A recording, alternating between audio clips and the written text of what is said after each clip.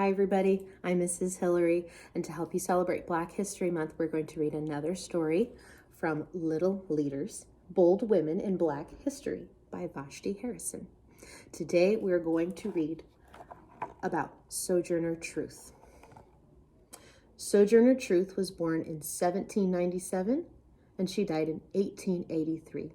She was an abolitionist and a women's rights advocate.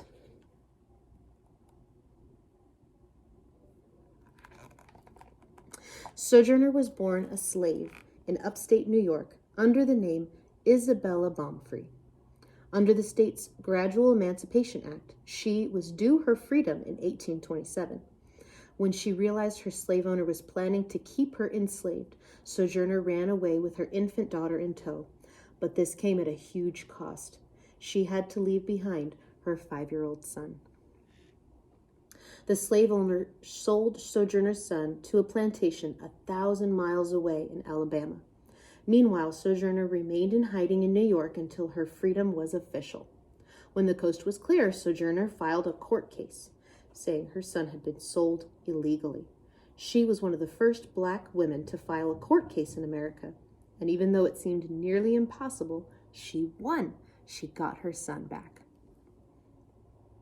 In 1843, she changed her name to Sojourner, which means traveler, and became a preacher. She traveled the country, sharing her messages for women's rights and the abolition of slavery everywhere. Although Sojourner could neither read nor write, her voice carried far. In December 1851, she gave a speech that she made up on the spot.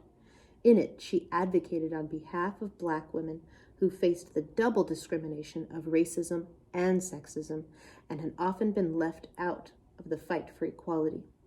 The speech is known by its most famous refrain, "Ain't I a woman?" She went on to encourage African Americans to fight on behalf of the Union in the Civil War, for former slaves to be given places to live, and for desegregation of streetcars. She was an agitator and a fierce activist for equality.